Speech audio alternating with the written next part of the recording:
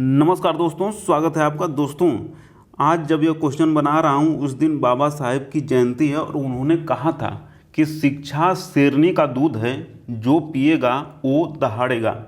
तो उनकी बातों को जीवन में उतारते हुए देखते हैं पहला क्वेश्चन, जो कि बहुत ही महत्वपूर्ण है कि विश्व बैंक द्वारा जारी मानव पूंजी सूचकांक 2020, जिसका शीर्षक भी याद रखना है दोस्तों, कोविड-19 के समय में मानव पूंजी, इसमें भारत का स्थान कौन सा है दोस्तों? तो भारत का स्थान है 116वां। और पहला स्थान किसका है? तो पहला है सिंगापुर का। सिंगापुर का पहला है दोस्तों, ये भी याद रखना है। और लास्ट वाला भी याद रखना है, 174 नंबर लास्ट है, और ये है सेंट्रल अफ्रीकन रिपब्लिक। इन सबको याद रखना है दोस्तों। पहला भारत का स्थान 116वां और 174वां सेंट्रल अफ्रीकन रिपब्लिक किसने जारी किया? तो विश्व बैंक ने। शीर्षक क्या है? कोविड-19 के समय में मानव पूंजी। देखते हैं अगला क्वेश्चन।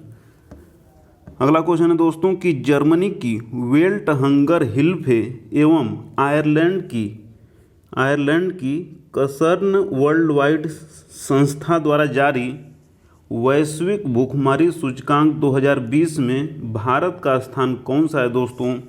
तो भारत का स्थान है इसमें दोस्तों 94 है दोस्तों। बहुत ही बुरी स्थिति है।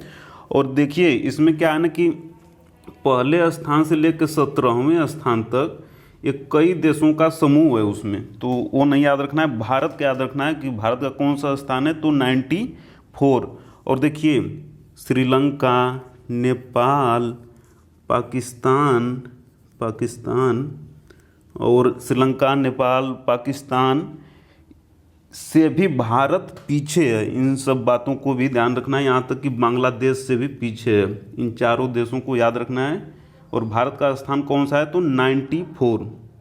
देखते हैं अगला क्वेश्चन जल्दी से कि शहरी सहकारी बैंक पर आरबीआई, सबसे महत्वपूर्ण है कि आरबीआई द्वारा किसकी अध्यक्षता में एक समिति का गठन किया गया है? तो देखिए एनएस विश्वनाथन जी के अध्यक्षता में एक समिति का गठन किया गया है। बाकी राजीव कुमार जी को आप जानते हैं कि नीति आयोग के वर्तमान उपाध्यक्ष हैं।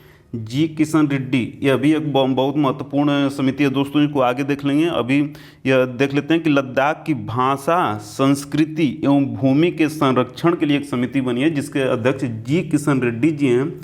और अरविंद पनगड़िया जी को आप जानते हैं, नीति आयोग के पहले उपाध्यक्ष, और नीति आयोग के अध्यक्ष प्रधानमंत्री जी होते हैं।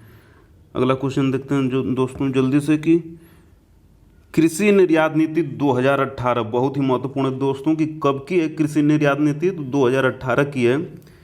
कृषि निर्यात नीति 2018 का प्रमुख लक्ष्य क्या है दोस्तों? यह ऐसा क्वेश्चन है जो आपको पीटी, मेंस, इंटरव्यू, निबंध हर जगह काम में आएगा। सामान्य जागरूकता के लिए भी ध्यान रखना चाहिए। तो ये है कि 2022 तक कृषि निर्यात $60 बिलियन से अधिक करना, यह सही है। बी कि किसानों को वैश्विक बाजार में अवसर उपलब्ध कराना, यह भी सही है। सी है कि निर्यात किए जाने वाले कृषि उत्पादों में विविधता लाना, यह भी सही है दोस्तों। तथा ये चौथे को मान लीजिए वैसे, कृषि उत्पादों का मूल्य संवर्धन करना, यह सब सही है। आंसर हो जाएगा डी। और देखिए दोस्तों इन चारों बातों को आप याद रखेंगे तो आप निबंध में भी यूज़ कर सकते हैं, मेंस के अन्य पेपर में यूज़ कर सकते हैं, और इंटरव्यू में भी यूज कर सकते हैं। और सामान्य जागरूकता के लिए भी इसको ध्यान में रखना चाहिए। कृषि निर्यात नीति 2018। और देखते हैं अगला क्वेश्चन जल्दी से कि नदियों में गाद के जमाव को रोकने के लिए किसकी अध्यक्षता में समिति का गठन किया गया दोस्तों? तो वो है माधव चिताले समिति। कब गठन किया गया था? तो 2016 में। रिपोर्ट कब दिए? 2017 में दिए। बाकी नरसिम्हन समिति जानते हैं, ये आपकी बैंकिंग से है। दूसरा कि गाडगिल समिति जो वेस्टर्न घाट हैं, पश्चिमी घाट के वनों पर रिपोर्ट देने के लिए, इसको आगे देखा जाएगा। और रंगराजन समिति कई कई मुद्दों के लिए बनी थी। एक तो यही था कि गरीबी के लिए भी बनी थी, गरीबी पर अध्ययन के लिए कब बनी थी, 2012 में बनी थी, और इसे आगे डिटेल में देखा जाएगा। देखते हैं अगला क्वेश्चन है कि 2021 के लिए कुल कितने लोगों को पद्म पुरस्कार के लिए चुना गया। दोस्तों बहुत ही महत्वपूर्ण क्वेश्चन है। तो देखिए इसका आंसर हो जाएगा सी, इसका आंसर हो जाएगा बी, 119 लोगों के लिए चुना गया। 119 लोगों को पद्म पुरस्कार दिया गया, जिसमें कि 102 पद्म श्री, 102 पद्म श्री हैं, इनको भी ध्यान रखना है। 10 पद्म भूषण हैं, 10 क्या हैं, पद्म भूषण हैं।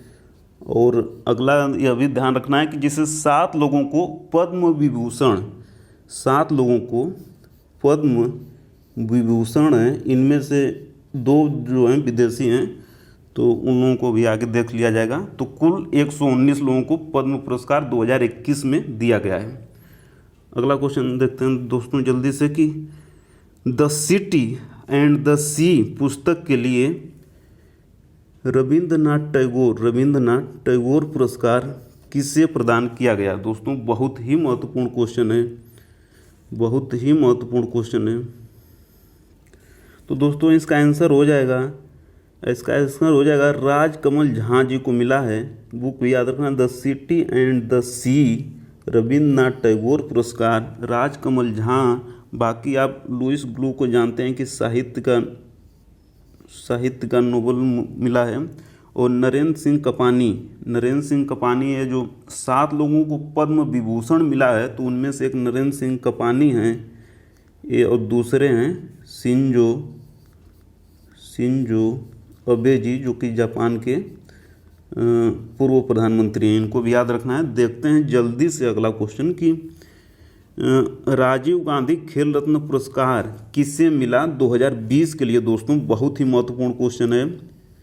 तो देखिए Rohit Sharma cricket, Rani Rampal hockey, Mariyappan Thangavelu para athlete, Manika Batra table tennis, Vinesh Phogat कुश्ती। तो इन सभी 5 लोगों को राजीव गांधी खेल रत्न पुरस्कार दिया गया है, और पहली बार दोस्तों दिया गया है। और साथ ही हमें यह भी याद रखना है कि पुरस्कार की राशि बढ़ा दी गई है। पहले 7.5 लाख थी, अब पुरस्कार की राशि बढ़ा के 25 लाख रुपए कर दी गई है। इन 5 लोगों को याद रखना है किस खेल से संबंधित है, यह भी ध्यान रखना है दोस्तों। देखते हैं जल्दी से अगला क्वेश्चन कि बहुत ही महत्वपूर्ण क्वेश्चन है दोस्तों। यह भी पीटी मेंस इंटरव्यू सबके लिए बहुत ही महत्वपूर्ण है। मेक इन इंडिया कब चला था? 25 सितंबर 2014 को इसकी घोषणा हुई थी, यानी शुरुआत हुई थी। तो प्रमुख लक्ष्य क्या है इसका? 2022 तक जीडीपी में विनिर्माण क्षेत्र की भागीदारी 16% से बढ़ाकर 25% करना। सही है।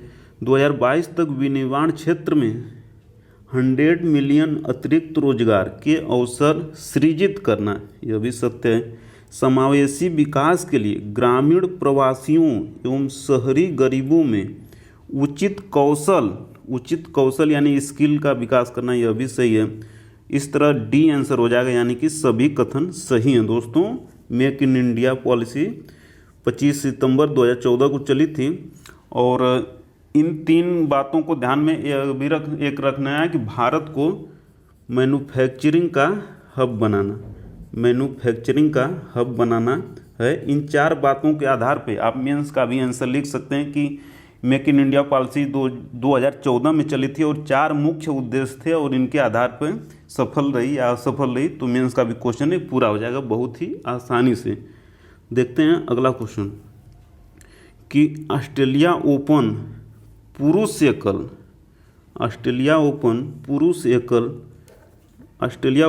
एकल 2021 किसने जीता?